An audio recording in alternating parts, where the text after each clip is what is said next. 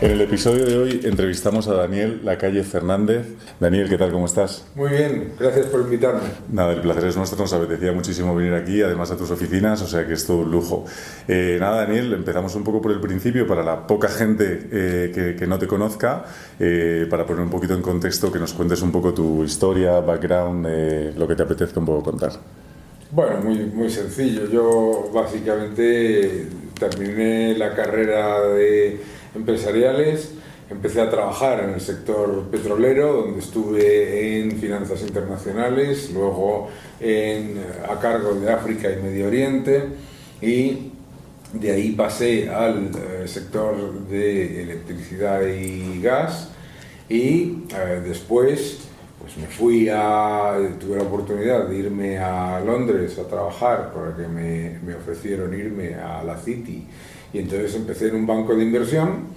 Rápidamente me ofrecieron irme a un fondo de inversión, a Citadel, y trabajé en Citadel, en PIMCO, en Ecofin y ahora en Tresis, desde entonces, desde el año 2003, pues un poco en los mercados.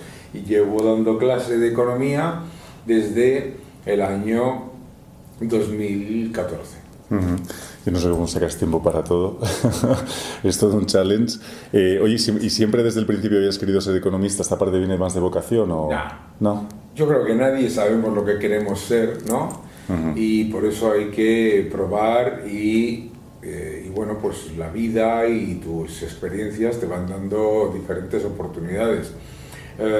Yo creo que cuando yo elegí la carrera de empresariales era porque me gustaba el mundo de la empresa, me gustaba el mundo de la economía, pero no sabía que iba a ser economista y desde luego mucho menos que pues me iba a dedicar a la divulgación económica o a las finanzas, etcétera. El mundo te va llevando y hay que ir aceptando y llevando a cabo los proyectos, y te vas dando cuenta de lo que realmente te gusta. Y yo creo que empecé a realmente tomar el pulso y valorar como una carrera la economía, pues cuando llevaba unos años en el sector energético. Total, es que yo creo que es muy difícil, y para la parte de audiencia quizá que nos escuche, que sea más joven, cuando tienes que elegir una carrera o una salida, oye, formación profesional o qué estudio. De hecho hay una cifra que es que el 80% de los estudiantes de bachiller de Madrid y Barcelona, que supuestamente son donde tienen más información y tal, no necesariamente, pero bueno, realmente no saben qué quieren estudiar o no saben qué quieren hacer. Hay mucha desinformación en las escuelas quizá. ¿Y por qué? Porque en España existe ese concepto completamente aberrante que es el de lo mío, ¿no? Entonces se supone que con 18 años tienes que elegir qué es lo que vas a estudiar y que eso va a dictar toda tu carrera profesional, que es una tontería, ¿no? En Reino Unido, en Estados Unidos, yo he trabajado con gente que ha estudiado filología griega, que ha estudiado y que luego pues trabajaba en un fondo de inversión o que trabajaba en un banco o lo que fuera. Claro que no te encasillas tanto. Es muy importante que los chavales aprendan a equivocarse. En este país tenemos todavía esa rémora en España de las familias, ¿no? Que básicamente tu padre era médico, ¿no? A mí mi padre me decía, mi padre era en aquella época ingeniero aeronáutico, decía, tienes que ser ingeniero aeronáutico, pero no. Claro.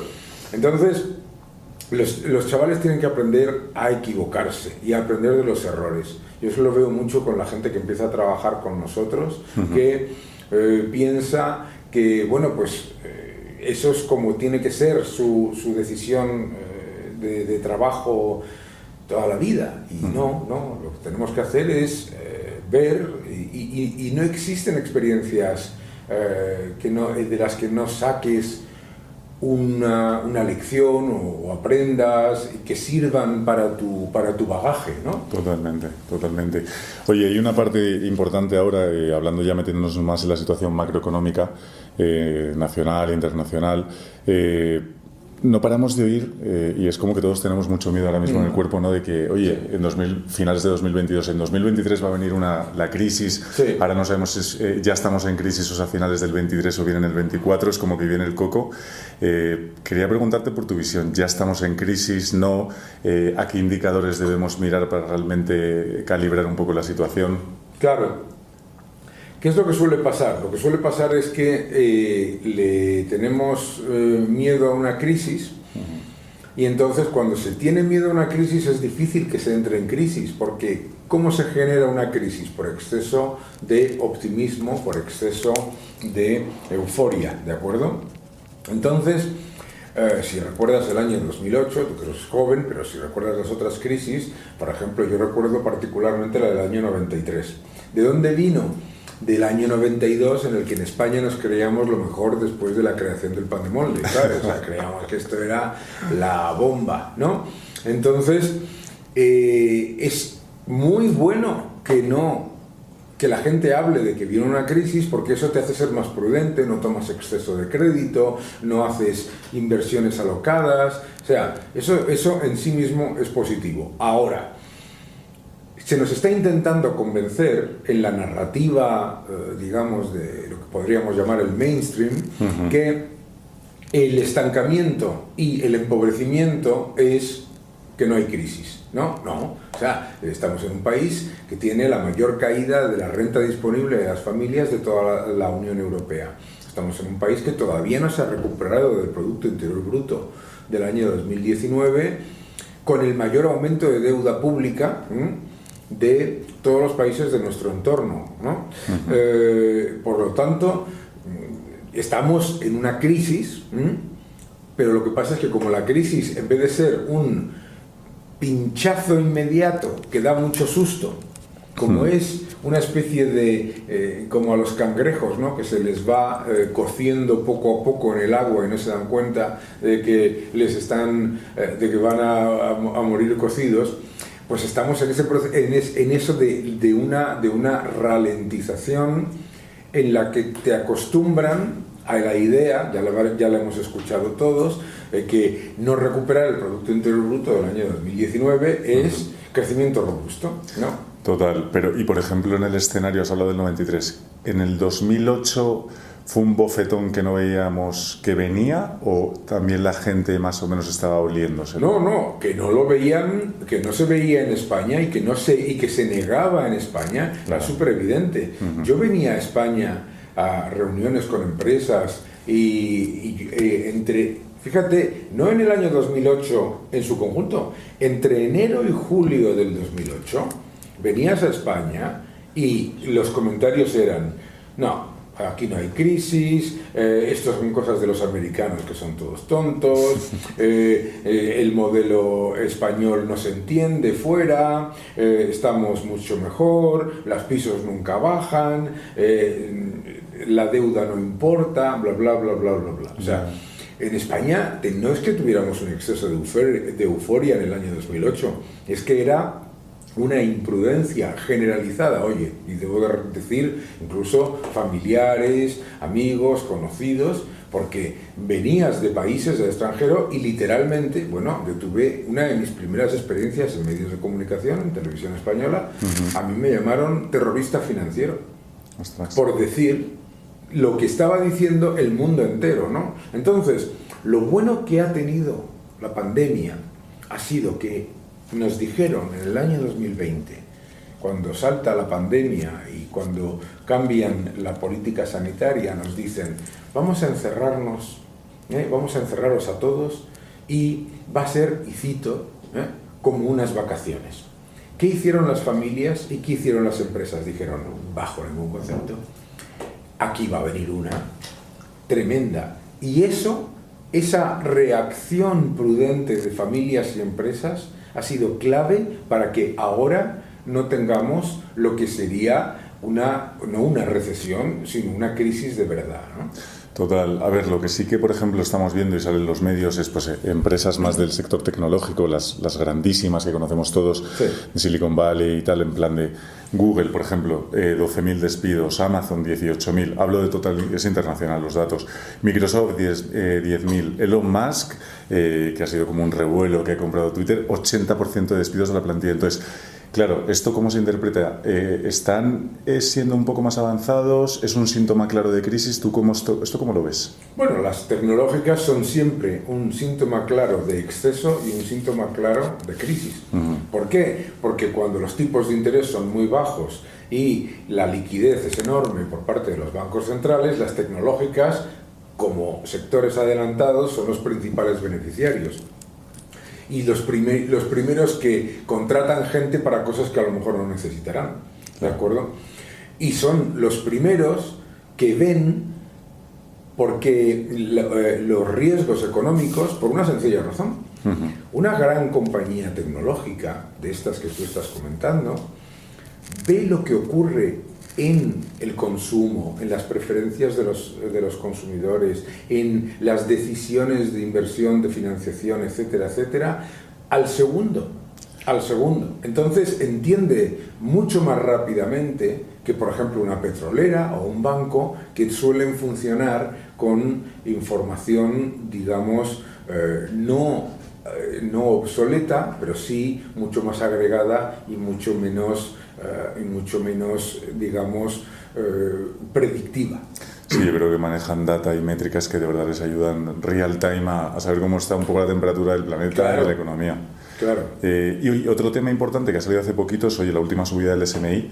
Te he escuchado, no sé si ha sido en la televisión, decir que es un poco una subida de impuestos encubierta, ¿no? No sé qué opinión. Bueno, no es que sea un poco, es que es una subida de impuestos encubierta. En España, el debate sobre el salario mínimo interprofesional en España está viciado por la ideología y no se habla de lo más importante, que es que en España automáticamente con la subida del salario mínimo interprofesional suben las bases mínimas de cotización y le suben los costes de contratación a la inmensa mayoría de los trabajadores y a los empresarios.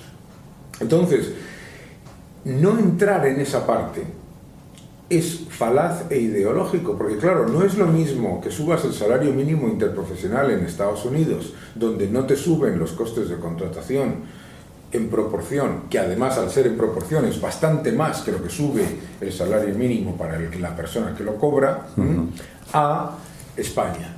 Y la evidencia es que los datos que muestra CEPIME, por ejemplo, es que el impacto sobre el empleo ha sido muy elevado, más de 200.000 puestos de trabajo destruidos directa o indirectamente, ¿no?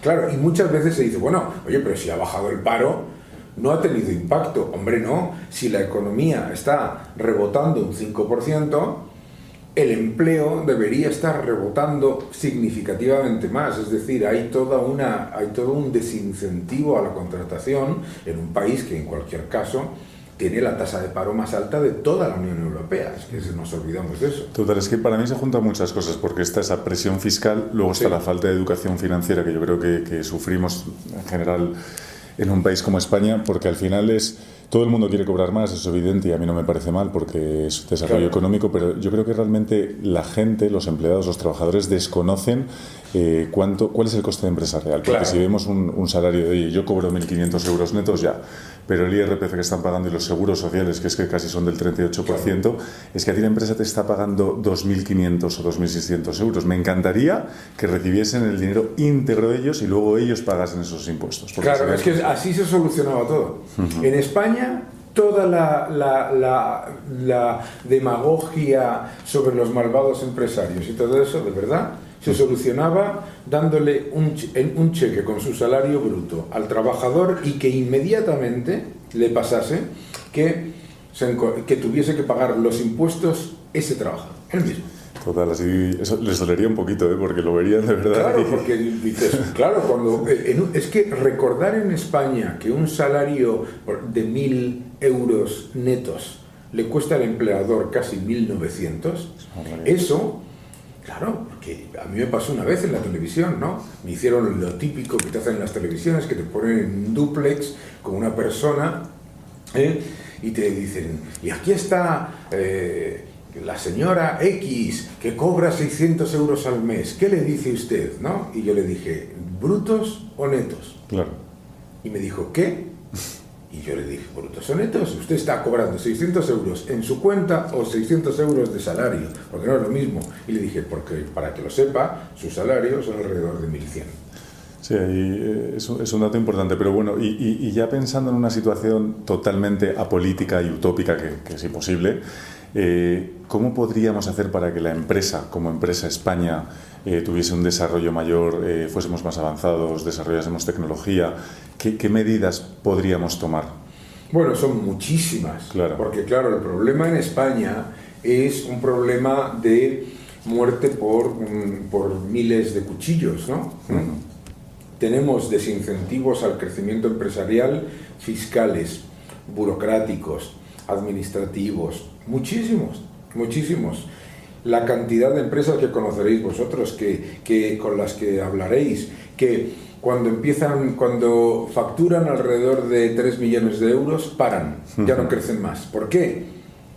Porque dicen, como en el momento, en España más es un hecho, en España, en el momento en el que tienes 50 empleados y facturas alrededor de los 2 millones y medio de euros, que es poquísimo, empiezas a recibir visitas de gente a la que no habías visto en toda tu vida. Empiezas a recibir trabas burocráticas, todo tipo de frenos. Entonces hay que hacer muchas cosas en ese sentido, y desafortunadamente en España la sociedad civil y el tejido empresarial, ante un innecesario e injustificado miedo al poder político, se tiende a callarse. Porque todas estas cosas, las enormes trabas burocráticas, o sea, este es un país en el que yo fui a una charla en la que el alcalde de una ciudad se vanagloriaba de que se habían reducido el periodo para recibir una licencia de explotación de un negocio a un año. Es una barbaridad. Una barbaridad. En el que se vanaglorian de que las empresas se les ha reducido el coste en un 0,5% cuando tienes la fiscalidad normativa de las más altas de la Unión Europea, ¿no? Entonces, se contribuye, entre otras cosas, porque, y yo no voy a decirle a las empresas, pero las empresas tienen que empezar a darse cuenta de que no pasa nada por decirle a los políticos hasta aquí hemos llegado. No pasa absolutamente nada. Se genera ese mensaje de no, mejor estar bajo el radar. Si estás bajo el radar, te pasa por delante el tren. Y el tren, entonces tenemos muchos desincentivos. El primero es el fiscal. En España, una empresa de tecnología, o sea, en España, no solamente en España, en muchos países de la Unión Europea, una empresa como Google o como Netflix o como Tesla no puede existir. ¿Por qué? Porque ¿qué es lo que cobran la inmensa mayoría de los altos directivos de esas empresas? En acciones. Claro. Y en un país en el que tú tienes que tributar de la manera en la que se tributa con respecto a los ingresos no salariales, estás completamente imposibilitado a atraer ese tipo de personas y de emprendedores. Entonces, aquí hay muy buenas startups y resulta que cuando las startups empiezan a generar negocio, o se van o desaparecen. Totalmente. De hecho, mucha gente que está dedicándose a la parte digital, ahora entraremos ahí, e-commerce, intenta optar por diferentes alternativas como constituir una LLC, claro, irse a Estonia, irse a Madeira. Entonces, bueno, claro, sí que es verdad que puede ser un síntoma eso. Te quería preguntar, en la parte de las cosas evolucionan y hay cosas que están cambiando. Entonces es verdad que yo no sé tú cómo ves el futuro de la banca, con la salida también de las criptomonedas, que ahora, bueno, ahora estamos en un bear market, pero hubo, como tú bien decías, una euforia desmedida En el último bull run, en la parte final de 2021, inicio de 2022, ¿cómo ves que los bancos van a tener que adaptarse? ¿Cómo ves el sector cripto? ¿En qué pensaba Satoshi Nakamoto, cuando creó 21 millones de bitcoins y no otra cantidad? Sí. ¿Todo esto cómo lo ves? Vaya pregunta tan para desarrollar en pocas palabras.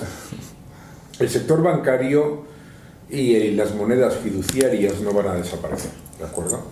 Eso no significa que no haya una alternativa. El gran error de la mucha gente que ha invertido en criptomonedas es pensar que un activo, porque tenga oferta limitada, solamente puede subir. Eso es un error. Un error en todo y se lo puedo explicar a cualquiera. El agua. El agua es un activo limitado y no sube, de hecho en términos reales baja, ¿vale? Entonces, es muy importante entender la diferencia entre alternativas a las monedas fiduciarias. Se está creando todo un ecosistema en el metaverso, etcétera. Hay muchísimos sectores que funcionan como criptomonedas para sus transacciones, etcétera, y continuarán haciéndolo. Y eso va por un lado. Y por otro lado va lo que vivimos, digamos, esta realidad habitual a la que estamos acostumbrados, que es el de las monedas fiduciarias. Los bancos van a seguir existiendo, pero a los bancos les está pasando lo que a las empresas discográficas, ¿no? Que el modelo está cambiando. Las empresas discográficas existen todas, ¿no? Pero claro, cuando se fusionaron Warner, Elektra, Asylum, Geffen, etcétera, pues todas juntas, pues eran un monstruo gigantesco, y hoy todas juntas son menos de lo que era Geffen en aquel momento, ¿no? Eso no significa que no existan, no significa que no tengan un futuro absolutamente prometedor, sino simplemente que están en un cambio de paradigma, y que la labor de los bancos va no solamente a aumentar, sino que se va a hacer esencial con el riesgo de las monedas digitales de los bancos centrales. Sí, total. Lo que sí que es verdad que el modelo está cambiando, sobre todo la presencialidad de las sucursales físicas. El otro día estábamos entrevistando a la persona que se encarga de la división del Banco Santander, de la parte inmobiliaria de los bancos, y nos decía eso, que sí que es verdad que, oye, había 4.000 sucursales, que ahora mismo hay 2.000, que se están reduciendo y que hay un plan de desinversión en ese sentido. O bueno, más que desinversión, de remodelar un poco, claro, el modelo, ¿no? Yo creo que la reducción de sucursales es parte, pero todo el ecosistema bancario y de servicios bancarios que se puede hacer de manera sencilla y de manera segura para los clientes desde la digitalización no ha hecho nada más que empezar. La gente se cree que los bancos ya han hecho toda su reestructuración digital. No, no ha hecho nada más que empezar.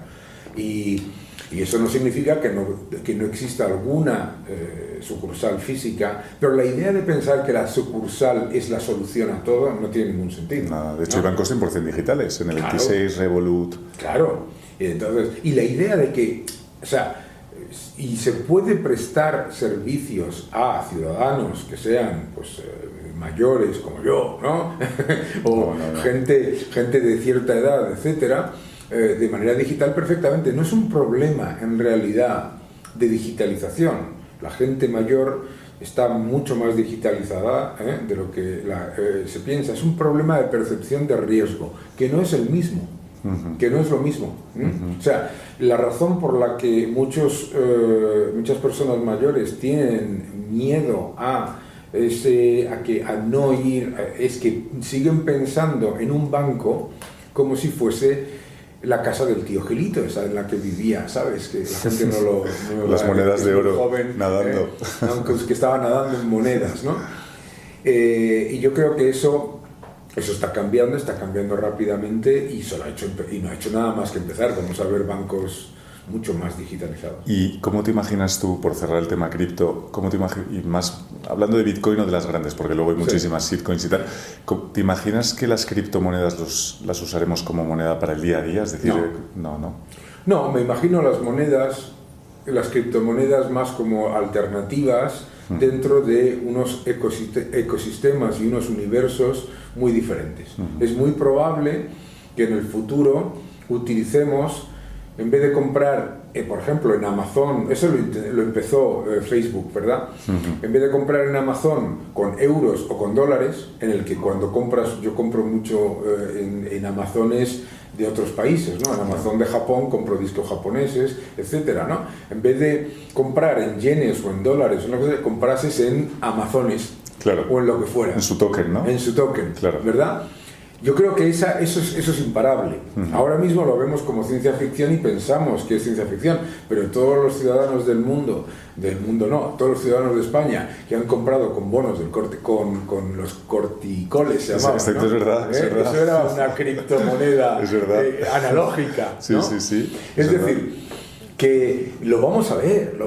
Yo creo que el futuro de las monedas fiduciarias claramente es que tengan su nicho. Eso no se lo quita nadie y probablemente no se lo va a querer quitar nadie, y depende de la demanda.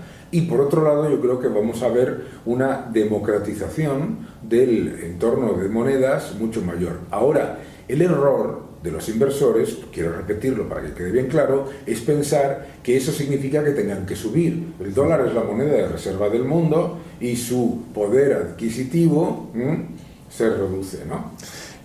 Bueno, no quería preguntarte esto, pero es que viene al caso. El tema es, el otro día estaba leyendo uno de los últimos libros de Ray Dalio. Sí. Te hablaba de que evidentemente la supremacía del dólar ahora mismo pues es evidente, pero que son ciclos macroeconómicos que se van repitiendo a lo largo de la historia.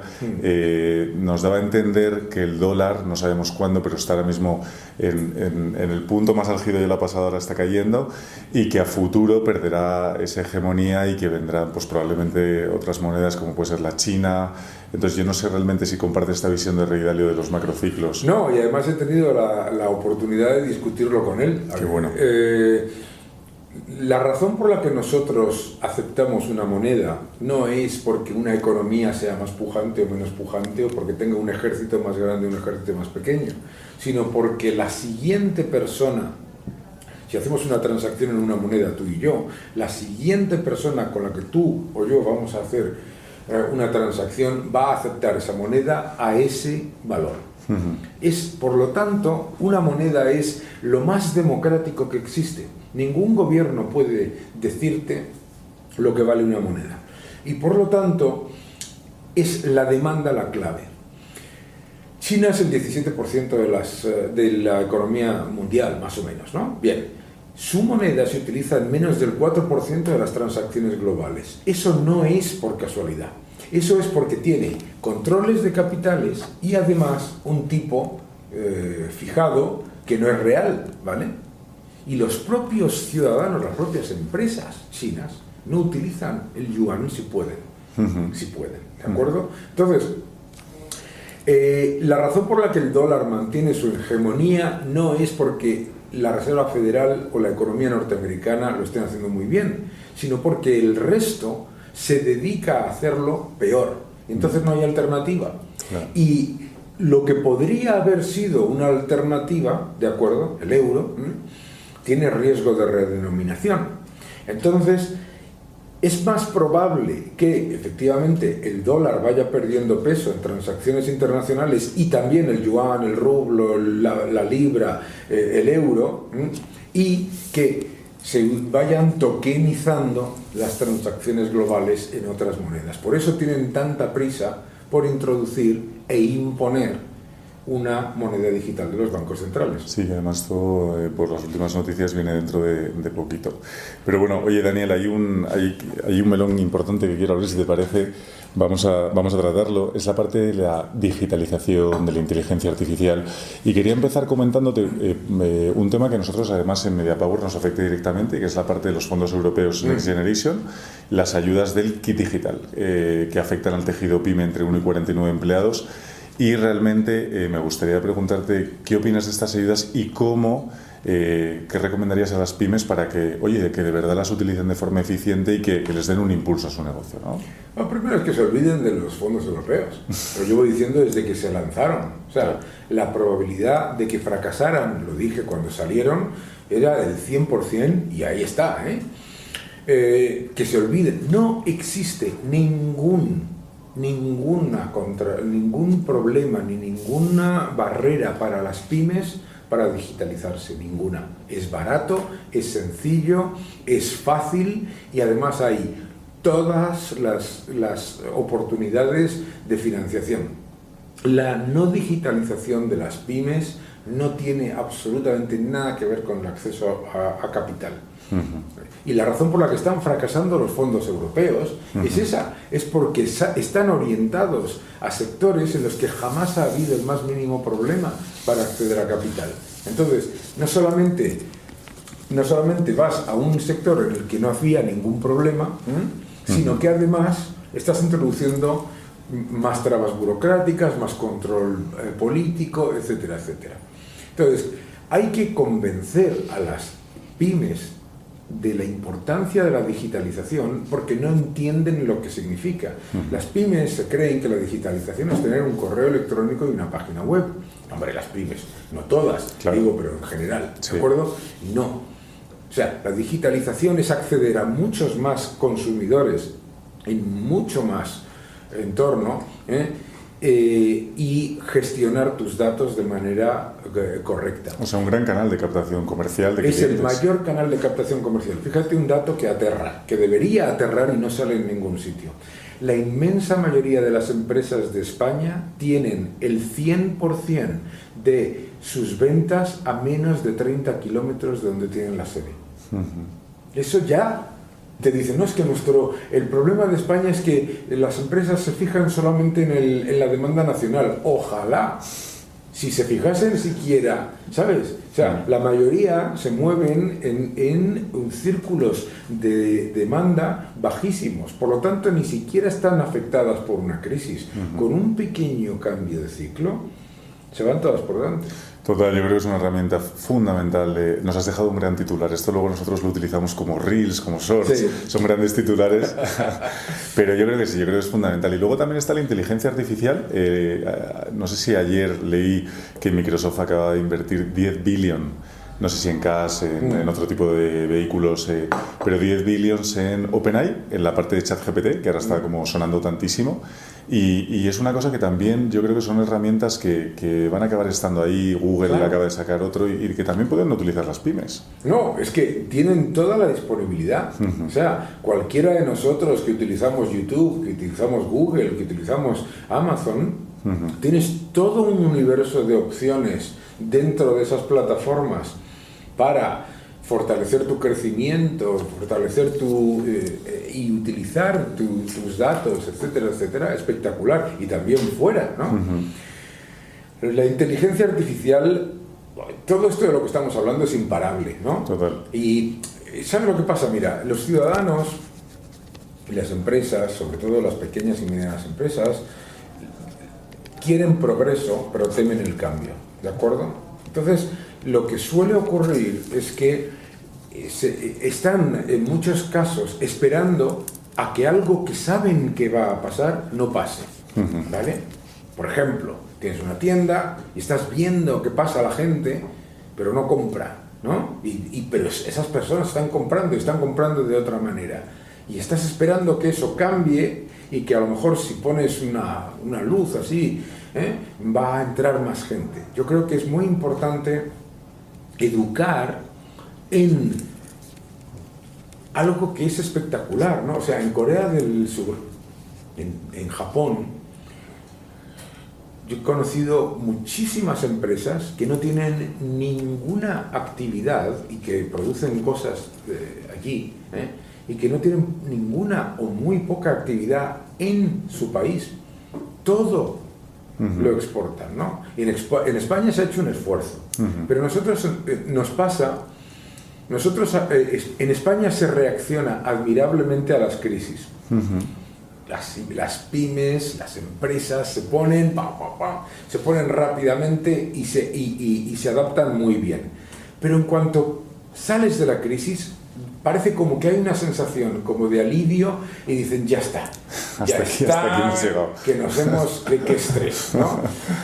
Y hay que seguir. Y yo sé que, y recordarle a tantas pymes que nos ven y que nos escuchan, que el producto que están ofreciendo, hoy, el servicio que están ofreciendo, está demandado en el mundo de una manera brutal. Total. Que en el rato que van a estar escuchando el rollo de Daniel Lacalle en Media Power, van a entrar en la clase media en el mundo 11.000 personas. Es una barbaridad, es una barbaridad. Yo creo que, y porque no quiero caer en el topicazo de que en España solo vendemos a España y tal, yo creo que estamos evolucionando. Sí. Creo que las startups y sobre todo, pues no sé, hay Unicornios, Globo, Factorial, hay muchas startups muy buenas, yo creo, y sí que es verdad que están abriendo mercados y vendemos en Brasil, en UK, y creo que nos estamos poniendo las pilas, pero es verdad que por un tema de mindset o educación quizás que nos lastra más en el pasado, y aunque estemos evolucionando, sí que estamos un poco más limitados. Insisto que estamos evolucionando. Que todos esos ejemplos que son maravillosos y que además a mí me da tristeza que no se publiciten, porque no aparecen en ningún lado.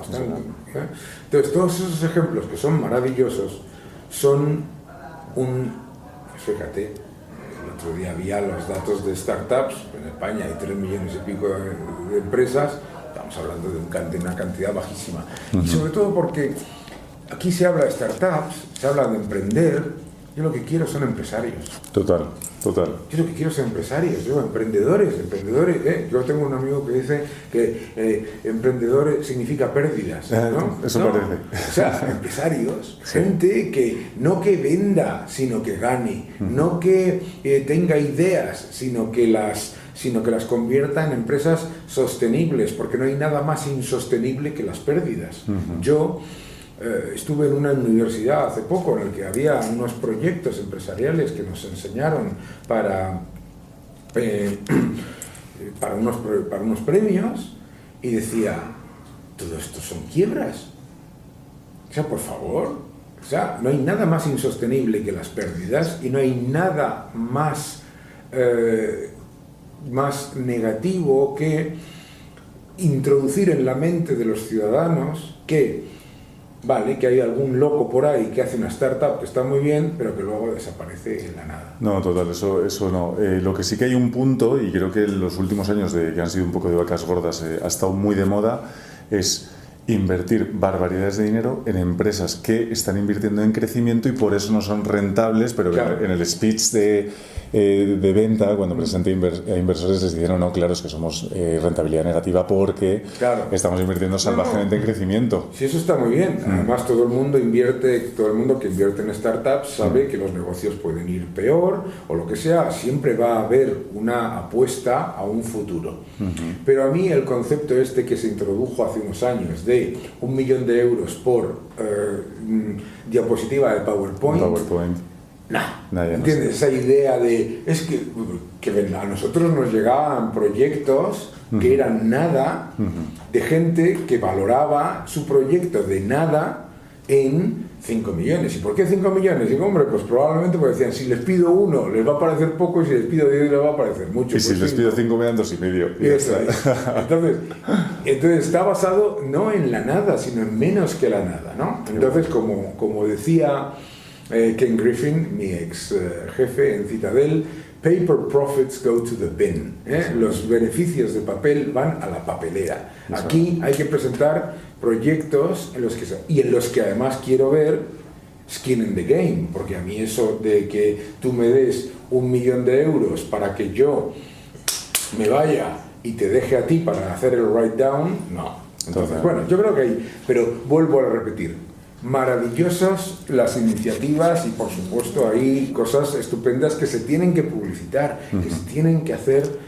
Claro, ¿no? Deberían tener más notoriedad en los grandes medios, total. Te quería preguntar, en Tresis, entrando ya en la parte más de banca privada, en la que llevas, pues como has dicho, como Chief Economist varios años, Esta parte de startups también la tocáis, es decir, llaman a vuestra puerta. Sí, nos llaman a nuestra puerta, pero muy poco. Nosotros no invertimos prácticamente en capital privado, porque primero nuestros clientes tienen una exigencia que es de liquidez diaria, y entonces no se puede hacer. Pero tenemos una parte pequeña, pero nosotros somos, pues eso, bueno, y no nosotros, ¿no? Cuando yo estaba en Citadel, mi compañero Drex, que llevaba las inversiones en esta, porque siempre se entra en esta, en España se entra en la idea, digamos, mágica, en las startups, de que claro, el problema es España porque no hay incentivo para invertir en startups, y que en Estados Unidos sí que lo hay, y que la empresa X levantó 100 millones y tal y cuánto. Yo les recomendaría que pusiesen, no la pueden poner, una cámara en el despacho de mi antiguo compañero Drex, que iba literalmente todos los días a todas horas cogiendo presentaciones, y en aquella época físicas, de PowerPoint, iba haciendo, no vale nada, o sea, cero, y por cada, no te exagero nada, por cada 500, 600 ceros que veía, en uno invertía 50 millones. Bueno, pues eso es la prudencia de la que hablamos, que también quizá hubiese sido necesario unos años antes, totalmente.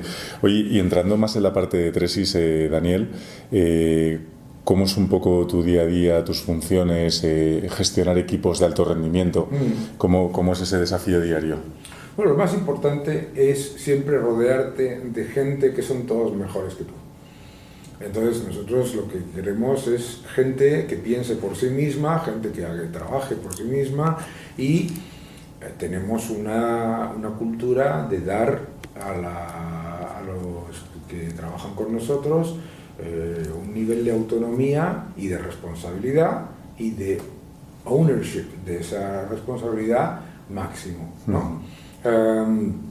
Mi día a día, por lo tanto, pues es estar constantemente 24 horas, 7 días a la semana, ¿no? Yo mando las cosas para nuestros equipos el domingo, el sábado estoy preparando ideas, y estamos constantemente en feedback, y además eso es muy importante. Tenemos una serie de reuniones constantes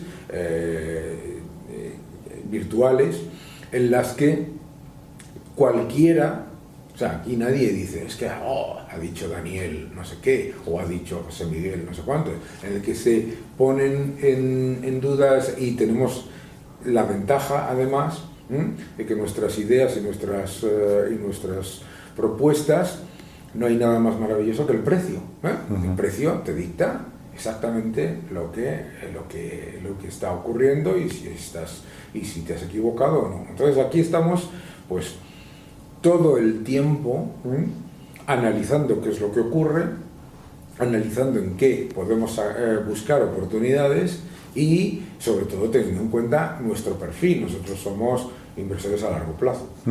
No, es un sector exigente, pero bueno, desde luego que con esa pasión y ese esfuerzo y ese trabajo y esos equipos es una forma de que las cosas salgan bien. Y por eso también es tan importante el reclutamiento. Yo te quería preguntar, en la parte de, o sea, en el momento en el que estamos, que parece que es un momento convulso, ¿en qué sectores os fijáis más? ¿Dónde invertir? ¿Dónde tenéis un poco puesto la mirada, ¿no? Nosotros siempre decimos, y lo he explicado yo en varias ocasiones, que en periodos de mercado bajista, como el año 2022, el mercado, sin que te des cuenta, te hace el canto de sirena para fijarte en el pasado y hacia adentro. Es decir, mirar en empresas nacionales y de sectores, digamos, muy maduros. Y creemos que hay que hacer lo contrario, ¿de acuerdo?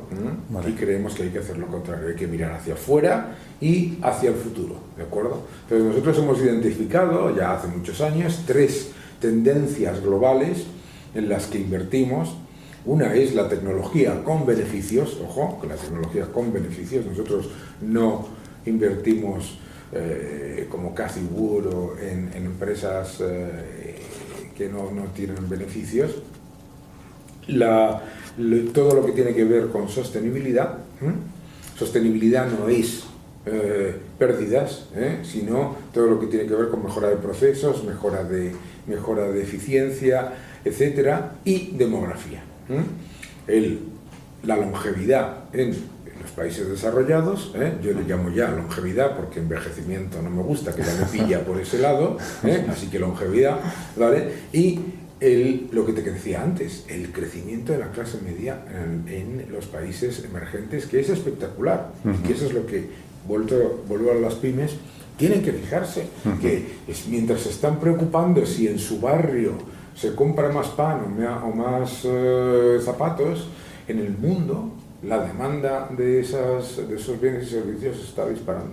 Totalmente. Oye, y una cosa, Daniel, ¿cómo te afecta, que seguro que es positivamente, el tema de ser una figura pública, el tema de ser una persona mediática que aparece en la televisión tanto española como internacional? ¿Esta exposición o imagen de marca cómo afecta a la marca también y a la captación de clientes de Tresis? Bueno, en general es claramente positivo, ¿no? La gente sabe que yo soy una persona pública, además sabe lo que digo y además tiene la suerte o la no suerte de que como salgo constantemente, pues sabe exactamente lo que digo y que digo lo que me da la gana, que es lo más importante. Yo tengo la enorme suerte de decir las cosas que pienso, y yo creo que además aquí tenemos una relación muy directa con los clientes. Por ejemplo, hacemos una serie de desayunos y de reuniones con clientes en pequeños grupos constantes y la verdad es que yo estoy encantado porque me sirve a mí también para recibir un feedback muy valioso y estoy encantado también porque pues el ser una persona conocida tiene esa ventaja, y yo creo que desde luego yo creo que no desventajas, hombre, desventajas tiene.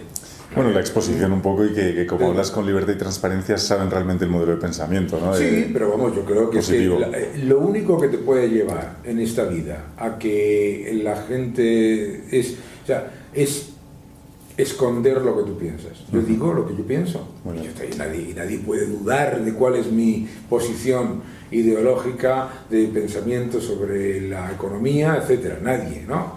Yo siempre digo que no hay nada más peligroso en la economía que los economistas que dicen que ellos no hablan de política, que hablan de economía. Esos son los más políticos de todos. Entonces, primero porque no tiene ningún sentido. Todo forma parte de lo mismo. La política económica no es economía, es política, ¿vale? Por lo tanto, no es cierto que haya gente, digamos, 100% absolutamente neutral. Y en mi libro Viaje a la Libertad Económica lo mostraba.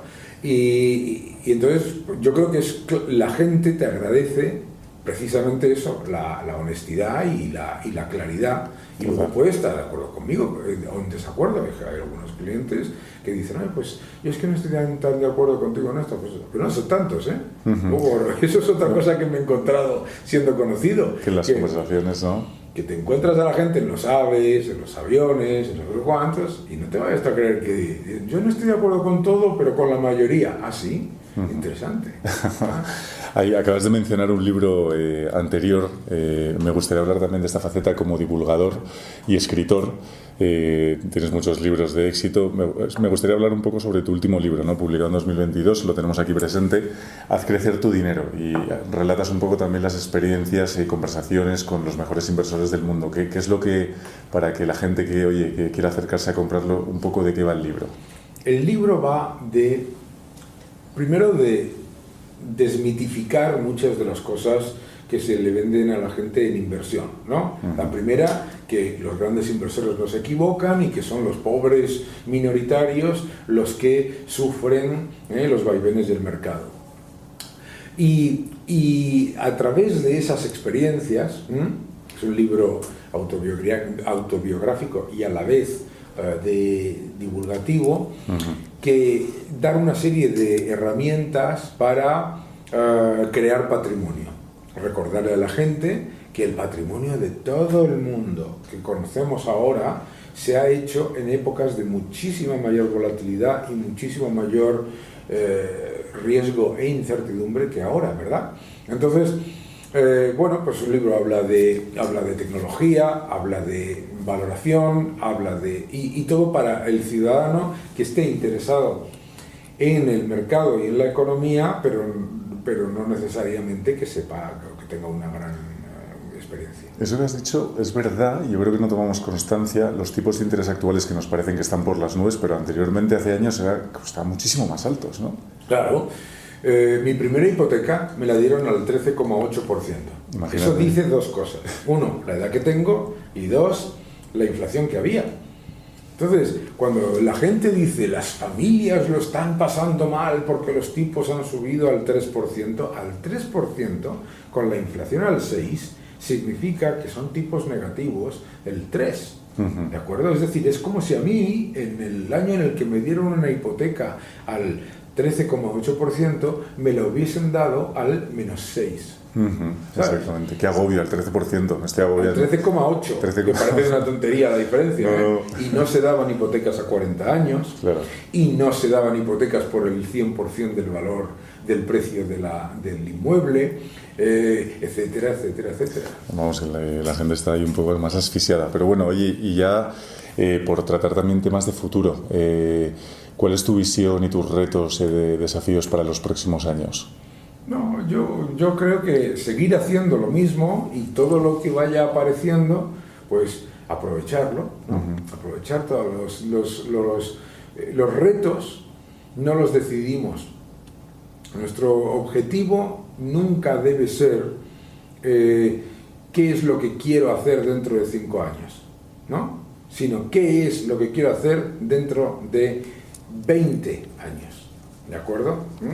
¿Y qué es lo que yo quiero hacer dentro de 20 años? Lo mismo que estoy haciendo ahora. Para hacer lo mismo que estoy haciendo ahora, ¿qué es lo que tengo que hacer? Que todos los retos, los cambios, las oportunidades, pues hay que aprovecharlos. O sea, mucha gente cuando habla de oportunidades piensa, bueno, es que me ha salido una oportunidad de trabajo ahora, ¿no?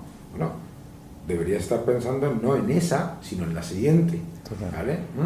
Pero qué difícil es ese ejercicio de introspección de saber mirar y proyectar 20 años vista. Es que claro. no es nada fácil. No porque lo que tienes que tener es que la gente se cree, la gente le tiene mucho cariño al comunismo, ¿no? Y piensa en planificar tu futuro como si fuese una cosa stalinista, ¿verdad? Que en la que tienes que saber exactamente lo que vas a hacer. No, o sea, planificar tu futuro tiene que ser tiene que ser un objetivo general.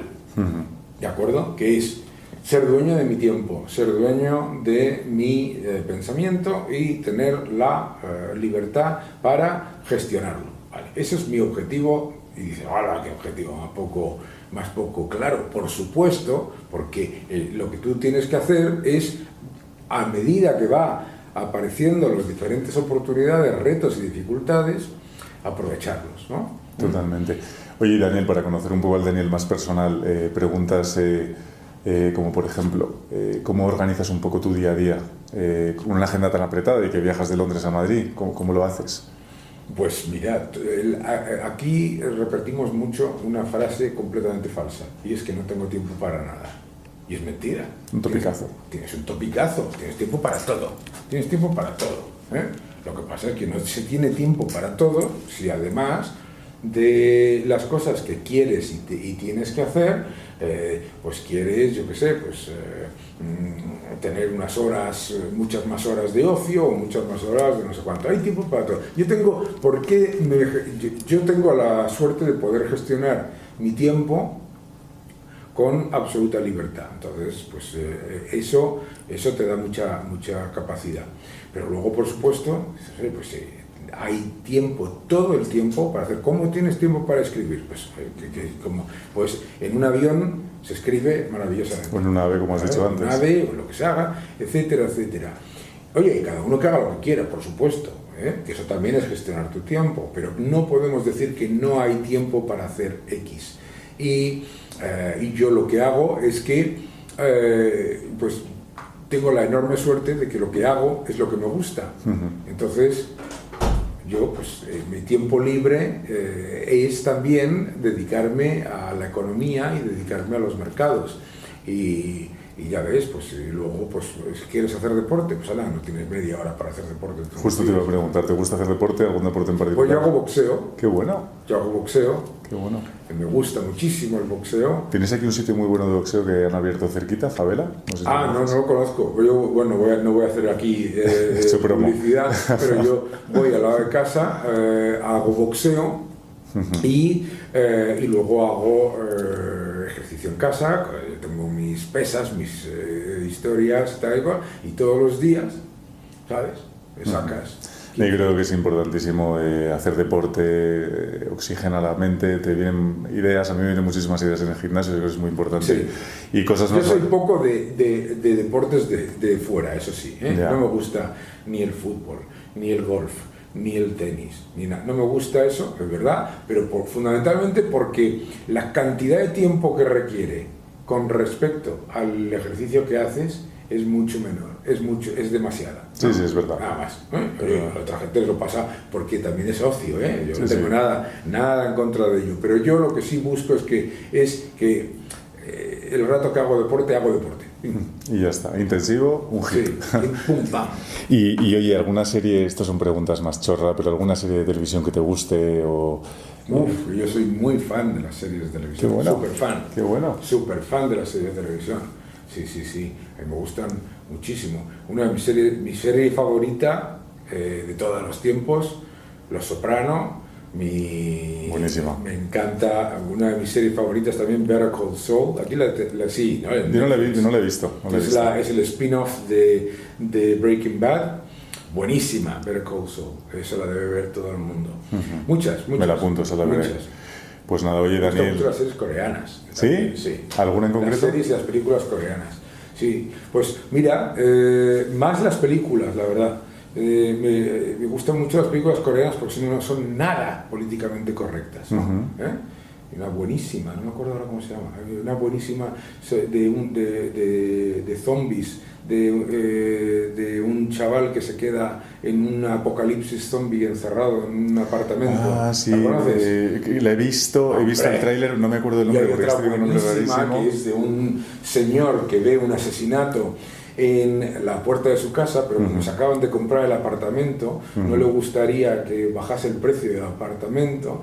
Es buenísima, ¿no? Son muy ¿Te acuerdas del nombre? Porque es que me la apunto y este fin de semana...